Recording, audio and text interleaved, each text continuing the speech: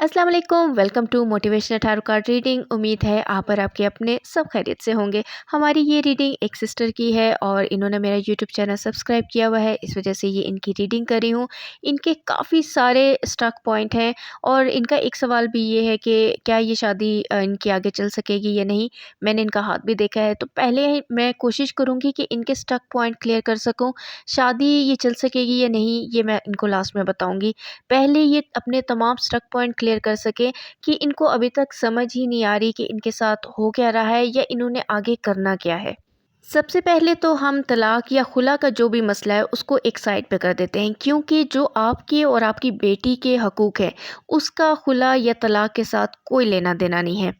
इसके बाद आपकी शादी को 1 साल 2 माह हो चुके हैं, तो ये आपका स्टक पॉइंट है कि आपको उन्होंने कोई ख़र्चा नहीं दिया, किसी किस्म की आपको अगर सपोर्ट नहीं की, तो आपकी बेटी को वो सपोर्ट नहीं कर रहे हैं। तो यहाँ पे एक चीज़ क्लियर कर लें कि जब से आपकी शादी हुई है, चाहे आपके निकाहनामे पे आपका ख़र्चा लिखा हुआ है या नहीं लिखा हुआ, आप कभी भी अपने हस्बैंड से अपना ख़र्चा आजकल के जो महंगाई का दौर है, उसके मुताबिक आप क्लेम कर सकती हैं।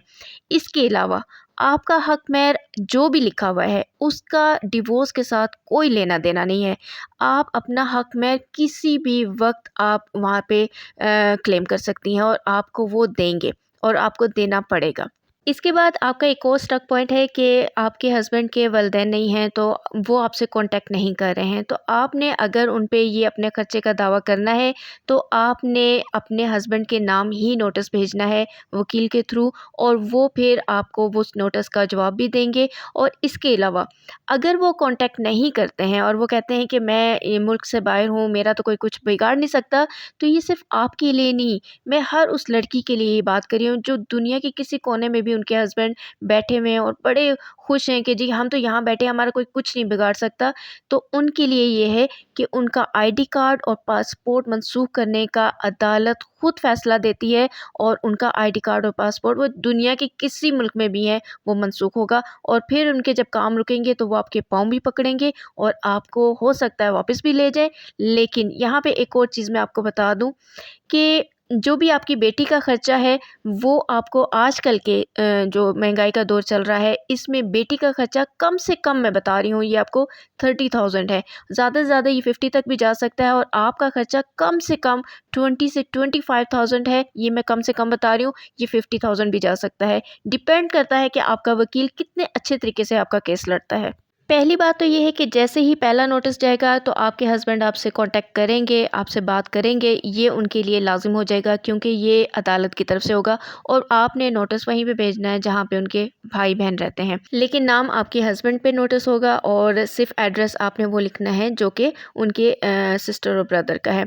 जैसे कि मेरी आपसे बात हुई थी और काफ़ी सारे आपके कानूनी स्टक पॉइंट थे जो कि मैंने क्लियर करने की काफ़ी कोशिश की है, और ज़्यादातर लड़कियों के साथ यही होता है कि उनको पता ही नहीं होता कि उनके हकूक़ क्या हैं, और इसी वजह से ज़्यादातर जो आउट ऑफ कंट्री रहते हैं वो लोग बड़े आराम से बीवियाँ यहाँ छोड़ के चले जाते हैं कि जी हमारा कोई कुछ नहीं बिगाड़ सकता। तो सिर्फ़ आपने अपने लॉयर से उनके आईडी कार्ड और पासपोर्ट मनसूखी की दरख़्वास्त की तरफ ज़्यादा तवज्जो देनी है, और यहाँ पे आके वो आपके जो भी आपकी बातें होंगी, जिस तरह से भी आप कहेंगी, वो आपकी वो कंप्लीट करेंगे, और ये आपको अदालत की तरफ से होगा। इसमें ये भी है कि अगर आप अपना अकाउंट नंबर दे देती हैं तो डायरेक्ट आपके अकाउंट में भी पैसे आते रहेंगे, आपको बार-बार अदालत जाने की ज़रूरत नहीं होगी।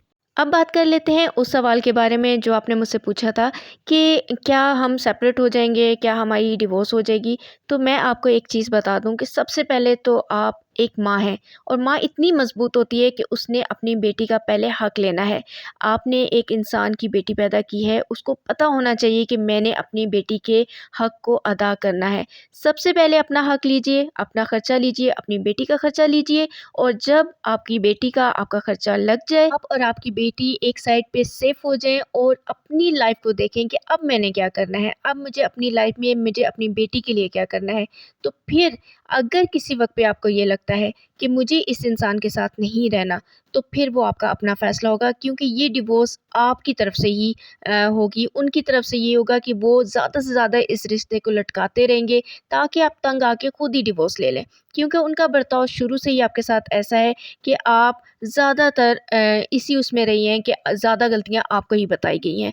तो यहाँ पे यही चीज़ बताई जाती है कि इतना तंग कर दिया जाए कि आप खुद से लें, लेकिन सामने वाले को भी बता दें कि मैं पहले एक औरत थी, अब मैं माँ बन चुकी हूँ, मुझे भी बताना है कि मैं अब क्या कर सकती हूँ। थोड़ा टाइम दें, अपना हक लें, उसके बाद जहाँ आप मुनासिब समझें, जिस वक़्त आप मुनासिब समझें कि अब मुझे इस इंसान के साथ नहीं रहना, तो फिर आप खुला की साइड पे जाएँ, तब तक आप खुला मत लें, ये मेरा मशवरा है। लेकिन जहाँ तक आपके हाथ की लकीरें मैंने देखी हैं, तो ये रिश्ता ज़्यादा देर तक चलता हुआ नज़र नहीं आता। अब जैसे कि आप कैंसेरियन हैं, तो मैं आपको यहाँ पे एक चीज़ क्लियर बता दूँ कि स्टार के हिसाब से आप एक सारस्वती का एक बहुत बुरा इम्पैक्ट था, जो तकरीबन 2 ढाई साल तक रहा है, वो 7 मार्च को ख़त्म हो चुका है। अगले ढाई से 3 साल तक आप सेफ ज़ोन में हैं, आपके स्टार आपको पूरा सपोर्ट करेंगे। इस वक़्त आप जो भी काम अपने लिए करेंगी, अपनी बेटी के लिए करेंगी, उसके लिए आपको कामयाबी मिलेगी, क्योंकि वो जितनी भी चीज़ें थी वो आपसे हट चुकी हैं। अब वो टाइम है कि अब आप क्या करती हैं। जितनी पॉजिटिव होके चलेंगी, जितनी मज़बूत होके चलेंगी, जितने अच्छे स्ट्रॉन्ग फ़ैसले लेंगी, आपको कामयाबी होगी। इस वक़्त सिर्फ़ आपको नाकाम सिर्फ़ आपकी अपनी सोच कर सकती है, ओवरथिंकिंग कर सकती है, या आपका डिप्रेशन कर सकता है। आप जिस वक़्त मज़बूत हो गई, आपने सोच लिया कि मैंने आज अपने लिए जीना है, अपनी बेटी के लिए जीना है, उस दिन आपको दुनिया का कोई इंसान भी नहीं हरा सकता, और ना ही आप किसी की मोहताज होंगी। इसके बाद भी अगर बहुत ज़्यादा डिप्रेशन हो रहा हो, ओवरथिंकिंग बहुत ज़्यादा हो, तो सूरज शम्स दिन में 5 बार लाज़मी पढ़ें। इससे आपकी तमाम सोच पॉजिटिव होगी, आपको सोचने समझने में आसानी होगी। और अगर ब्लू सफ़ायर पहन सकती हैं तो 8 से 10 कैरेट का ब्लू सफ़ायर लाज़मी पहन लें, जिसे नीलम भी कहते हैं, और इंशाल्लाह आपके लिए बेहतरी होगी। पॉजिटिव रहें, मज़बूत रहें, इंशाल्लाह सब बेहतर होगा।